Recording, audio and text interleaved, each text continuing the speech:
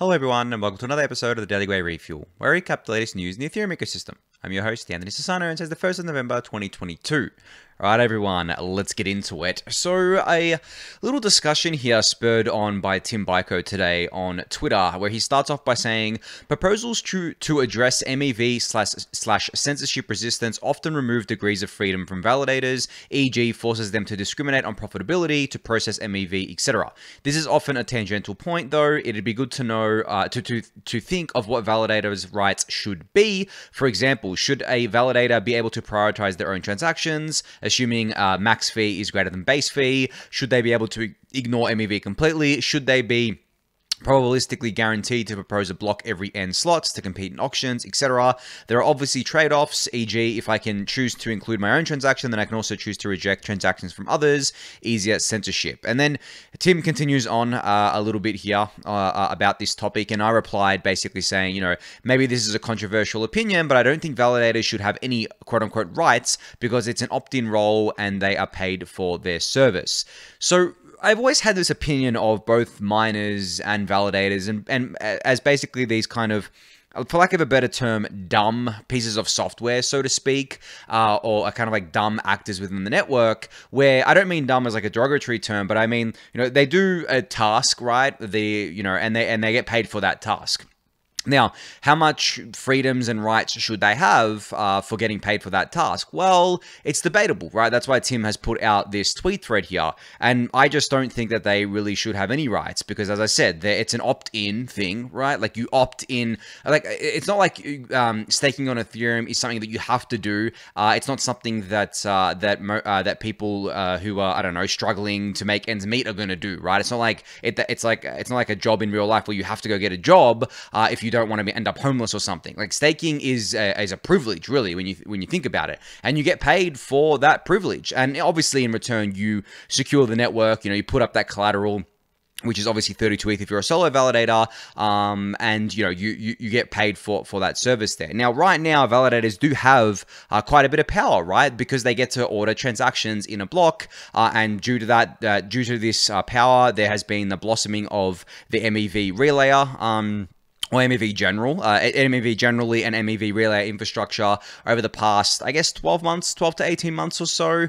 And then on top of that, we've seen the effects of that, such as censorship as well, which is obviously where this discussion is kind of spurring from. And then Victor Bunin here replied to my tweet and said, you know, it's not really rights in the traditional sense. He means more like what facets they have control over.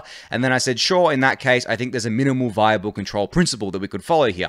The protocol should minimize the ways in which validators can adversely affect the network, such as direct attacks, censorship, etc., and also allow validators some freedoms, such as picking their own client. There's a pretty important delineation here that I want to make. So what I meant by this was basically there are in-protocol things that validators can do, right, such as censorship, right? And these are things that affect the entire network in more ways than one, obviously. And it's things that they can do directly with their validator power, no matter what software they're running. If they're running Prism, Lighthouse, doesn't matter. They're still able to do that. That's uniform across them all. But when it comes to allowing the validators certain freedoms, I'm all for allowing the validators to choose whatever client they want to run, right? We have a multi-client architecture. I'm all for allowing them to choose those clients. I'm all for allowing them to have other similar freedoms to that, but as long as they're not directly in protocol and not directly affecting the network in negative ways, which obviously in a direct attack would do, and also censorship does. So it's quite a wide discussion space here, and that's why I think Tim is soliciting opinions from the wider community generally, and you can go give your own to him if you feel like it. But I think just generally the principle I'm following with validators is that we want them to be as neutral as possible, and we want to take away as much power as they have as possible from them to order transactions, because we've seen that does not end anywhere good. Like, even though we have the MEV relay infrastructure that's getting better over time, and then we have things like PBS coming, I still think that we should work over the longer term as much as possible to just remove as much power from validators as possible, because as I said, they're getting paid for their work. They have a job, they get paid for that job. That's it. We shouldn't allow them to have all these kind of powers to adversely affect the protocol. And, there's not really an analogy that could be drawn here between, say, a validator and a normal worker in the real world. Obviously, workers in the real world have rights, and those rights are respected, and those rights are obviously needed. But as I mentioned before, like, validating is an opt-in thing. It is not something that it's really a bonus on top of what you've already got. Anyone using validator income as their main source of income will have other investments that they've got that acts as kind of like a safe haven for them, or a safety net, I should say, for them. And at the end of the day, if they're at Solar Validator, they already have 32 ETH or more, right? If they've got one Solar Validator, they have 32 ETH, which is not chump change. So there is a very big difference between being required and forced into needing to get a job because obviously you need to survive, and staking your ETH for a supplemental income, so to speak, from supplemental income to the other income that you generate. Sorry, I'm going all over the place tonight. But yeah, hopefully that gets my point across about how I view these things. But as I said, Tim is looking for opinions on this, so definitely go give a reply in the tweet thread if you do have an opinion on this. And I'd also love to get opinions from you guys in the Daily Gwei Discord channel or in the YouTube comments, wherever you want to put them. There are a lot of great things that you can read through here as well. And there's actually one reply from Mikolaj here that I wanted to read out, where he said, validator control is actually a legal liability. Some degree may be worth keeping despite that, but it will be hard to convince policymakers that both, and he quotes two things here where he says, validators are just like neutral SMTP/TCP routers, and that they should be able to profit from deciding which transactions to include. And this is, I guess, like in line with what I'm saying about we need to get validators to a neutral place as possible, not just from a health of the network perspective, but also from a policy or regulatory perspective, because at the end of the day, it's going to be really, really hard to convince these regulators that validators are neutral players when right now they're not, right? They're not at all. I mean, most of the network is using MEV boost. That is not a neutral thing to do. They're going out and making the decision to outsource their block building to a relayer that is opinionated, because some relays censor, some relays don't. Either side of that is an opinion. So really, at the end of the day, we want to remove that completely for both health of the network and for, I guess, regulatory reasons as well. But yeah, I thought that was a good little reply there, but you can go check this out. Now, a couple more things about MEV before I move on. On MEVwatch.info, they are now tracking the new relay, which I've spoken about over the past few days. So really awesome to see that. You can see over the last day, it has proposed 0.3% of MEV boost blocks. And my calculation yesterday, where I said it would account for about 1% of relays that are using MEV boost, right? Or sorry, I should say 1% of all validators using Relayer. That's just a flat thing. That doesn't mean that it's proposing 1% of all blocks within MEV boost, competing with these other relayers, because that takes time to build up. It's a probabilistic thing.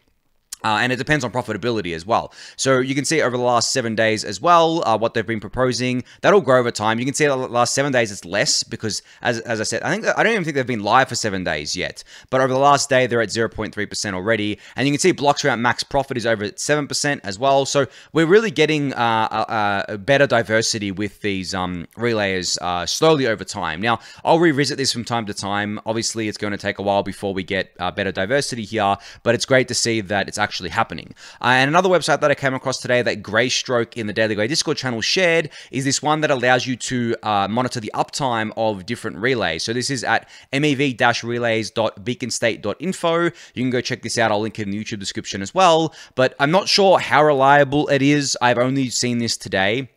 But basically, it shows you the uptime of these relays, I should say, per day. And you can see here it goes back. I don't know how far it goes back, but it goes back pretty far. And then you can see all the relays listed here as well, and their uptime and how they're faring on the network.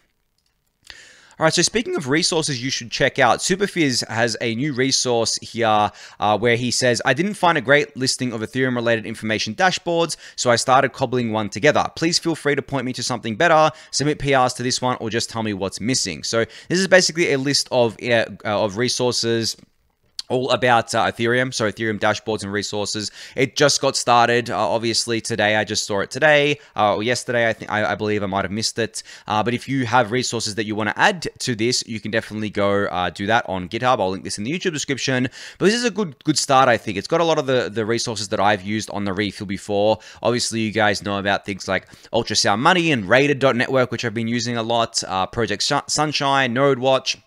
All these things here that I've used, so you can go check that out. And actually, I just want to check. What I want to check out is Rated.network, which is actually. Oh, maybe I should tell Superphiz this. It's actually linking to the Dune Analytics dashboard here instead of Rated.network. The link is not correct there. But I want to bring Rated.network up in here because I want to see. Yeah, so I've been discussing this kind of not phenomenon, but like this trend that Coinbase has started using MEV Boost recently, and they're up to 4.4% of Flashbots and 0.7% of blocks route. So it seems that they're not pointing to any one relayer and just forcing their validators to use any one relayer. They are using multiple here. So it's just 2 so far, but I'm hoping to see that grow into a nice little diverse set of relays. But yeah, Coinbase has definitely switched on MEV Boost for their validators. They weren't doing this until recently. I think maybe a week and a half ago I started noticing this, but they're definitely in the game now. Now, in terms of other ones that haven't actually done anything yet, Bitcoin Squeeze has has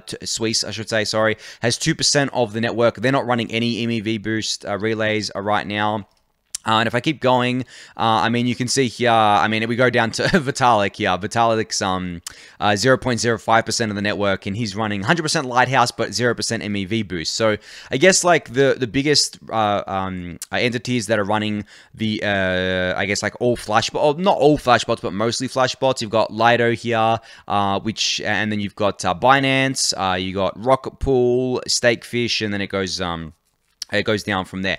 It's funny seeing the difference in, I guess, distribution between these different relays. Obviously, as I mentioned before, it's going to depend a lot on profitability as well. Like how profitable each of these relays are will determine how many blocks they see and how many blocks they propose. But yeah, I'm glad we have dashboards like this to track it. Obviously, we need this sort of stuff, and I'm really glad that MEVWatch.info has added the relay here. It's very, very cool to see.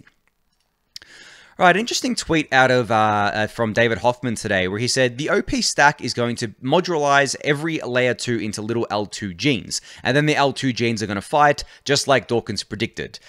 This is pretty cool because it aligns with my thinking about how layer 2s generally are going to evolve and work within the ecosystem. I've always had this thesis that, and I've mentioned this on the refill before, that because Ethereum layer 1 is basically cementing themselves as just a settlement layer and outsourcing execution to these layer 2s, it means we're going to have such a blossoming ecosystem of different layer 2s out there.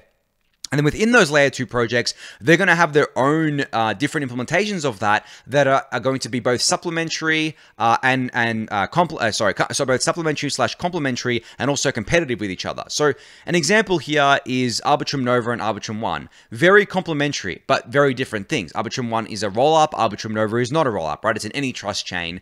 And then within OP, you also have the Optimistic Ethereum rollup, and then you have that Minecraft clone that I showed the other day, the OP crafting, which I don't believe is actually a roll-up, but it's using the OP stack. So, and then within that, right, there's going to be like L3s and L4s and all that sorts of stuff built on these things. So because we have all of this, I guess, competition happening at layer 2s, not just between the different layer 2 teams, but also within them between their own implementations, and then also above that with the layer 3s and layer 4s, we have such an incredible ecosystem developing that the other layer 1s, I just look at them and I'm like, how can they even compete with this? Because not only do they have to compete with Ethereum layer 1 first and foremost, then if for some reason they're able to get to a point where, I don't know, they've kind of, gotten to the point where they're basically on the same, not the same pedestal as Ethereum, but like broken through that I guess barrier, right? There's a certain barrier to break through, but then you have to compete with all the Ethereum layer 2s.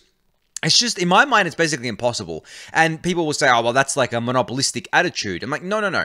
I don't believe that things shouldn't compete with layer 1, right? Layer 1 Ethereum. And obviously, we've had plenty of things competing with layer 1 Ethereum, but nothing's even come close. And it's actually quite quite sad how pathetic the competition has been.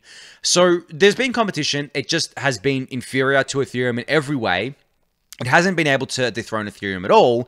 And now we have layer 2s, which are all competing with each other, but they're all also competing with the different layer 1s, especially the ones who are the monolithic chains, right? We've talked about this monolithic modular architecture before.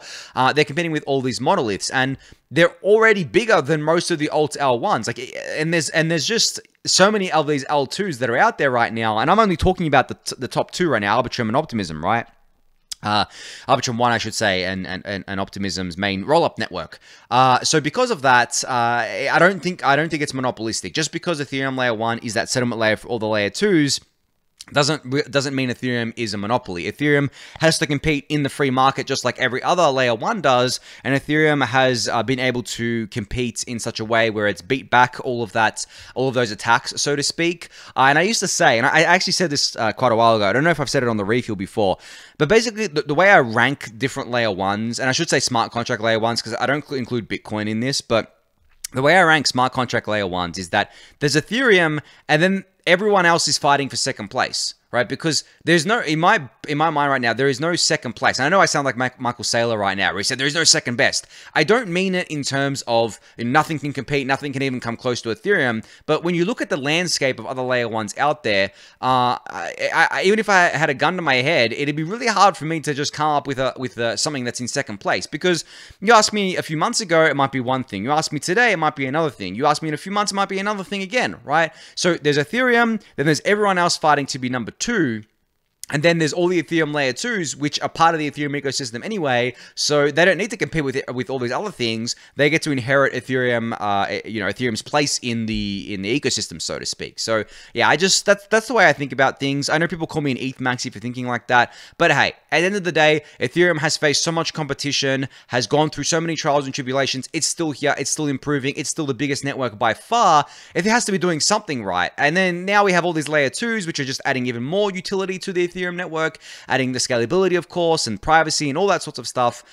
It's going to get harder and harder to compete with Ethereum. Now, and as I said, I don't want Ethereum to be a monopoly. It's not a monopoly because it really can't be when the market's this free. At the end of the day, like, there's no central body protecting Ethereum. Ethereum is not government sanctioned or protected by government. It doesn't acquire other networks.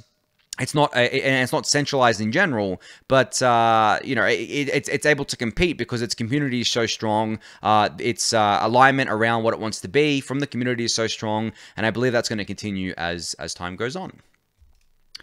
All right, so speaking of, I guess, like scalability in general, Immutable has announced the GameStop NFT marketplace is now live on ImmutableX. So ImmutableX, as you all know, is powered by Starkware's technology, and this advances the next generation of Web3 games on ImmutableX. Now, you guys know I'm an investor in ImmutableX here. One of the only NFT-related investments that I've made because I believe in investing in NFT-related infrastructure.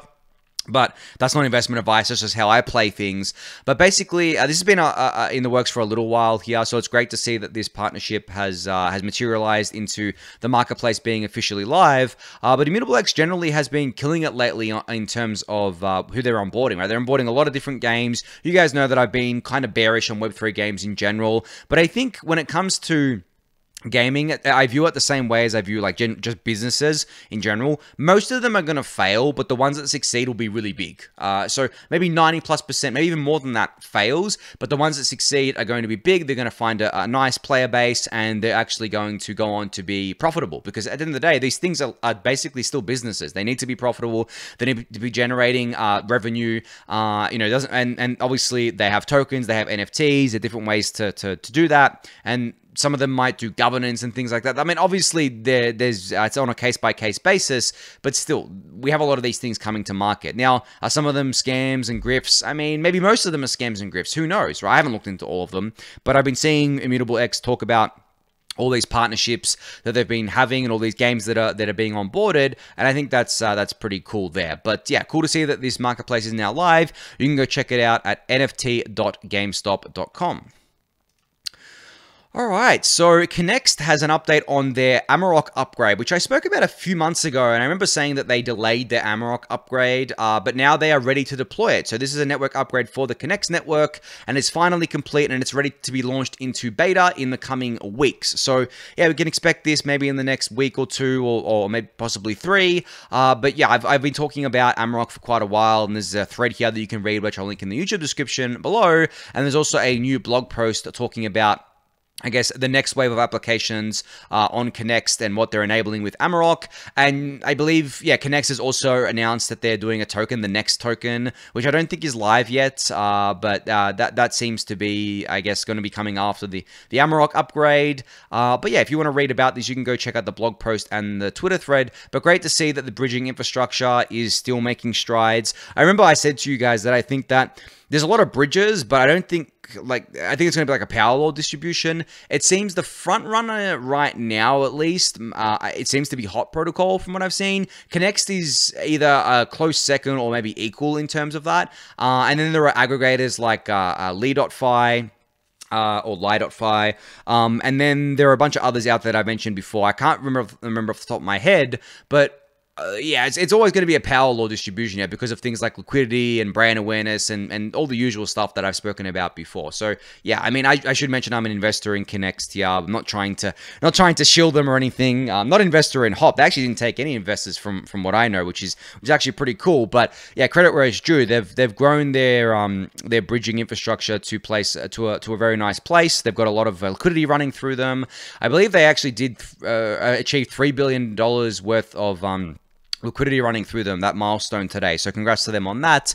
But yeah, I'm very much looking forward to this major upgrade coming to Connext in Amarok. I think it's going to be awesome. All right, so Aelin Protocol announced that they are now live on Arbitrum. So this is a permissionless fundraising platform, which is now available to more users. Many protocols have expressed interest in Aelin, and we're excited to be in the infrastructure protocols used to raise needed funds. Now, this is a protocol that I believe spun out of the Synthetics ecosystem, or at least came out of Kane Warwick, which is obviously the founder of Synthetics, and it was live on Optimism, and now it's live on Arbitrum as well. So very cool to see this. And as I said, they're a fundraising platform, permissionless fundraising platform, trying to, I guess, take ICOs to the next level, so to speak, because, you know, I have a love-hate relationship with ICOs. I understand why they failed and why they didn't work in 2017, but there are actually a fair few projects that came out of doing an ICO in 2017 that went on to succeed.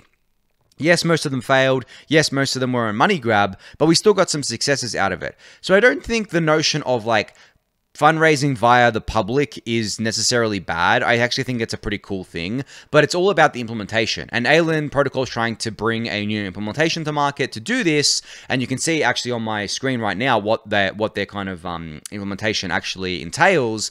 But there have been other attempts as well, like IDOs, which I actually think IDOs were more predatory than ICOs, because the IDO was basically just the exchange being, IEO, initial exchange offerings. It was just basically the exchange running it, and the exchange being the house, so to speak.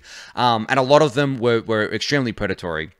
But when it comes to permissionless fundraising that's done in a decentralized way, I think there's still a lot of ways that we can iterate on that, and that's what Aelin Protocol is doing. So go check them out. I'll link it in the YouTube description below.